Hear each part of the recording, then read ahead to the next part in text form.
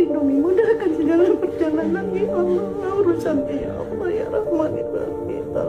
Segala upaya dilakukan oleh Inara Rusli agar terbebas dari jerat hukum kasus perselingkuhan dan perzinahan yang dilaporkan Mawa sebagai istri sah. Upaya restorasi justice pun dilakukan oleh Inara Rusli dan Insanul Fahmi walaupun pada akhirnya ditolak mentah-mentah oleh Mawa.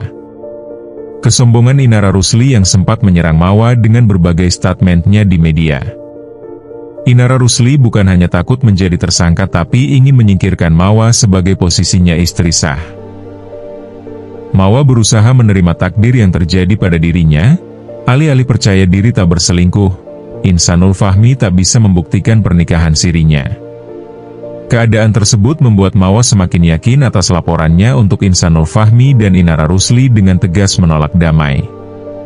Tepatnya kemarin Mawa bergegas untuk berangkat umroh bersama putranya untuk mengadukan semuanya di hadapan Tuhan. Terlalu sakit bagi Mawa menerima kenyataan Insanul Fahmi yang telah begitu tega menyakiti dirinya. Walaupun berulang kali Mawa tegas mengatakan dirinya telah ikhlas.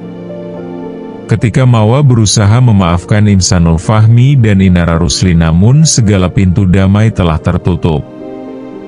Sementara di satu sisi, Inara Rusli tetap ngotot ingin segera naik tahta dengan berikan batas waktu pada Insanul Fahmi untuk memperjelas kedudukannya sebagai istri siri.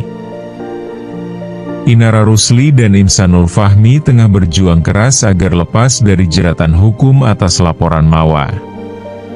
Mawa mantap melangkah dengan keputusan yang terbaik bagi dirinya, putranya dan tentu masa depannya. Umroh menjadi titik nol untuk Mawa menyampaikan rasa sakit yang dialaminya pada Sang Pencipta langsung.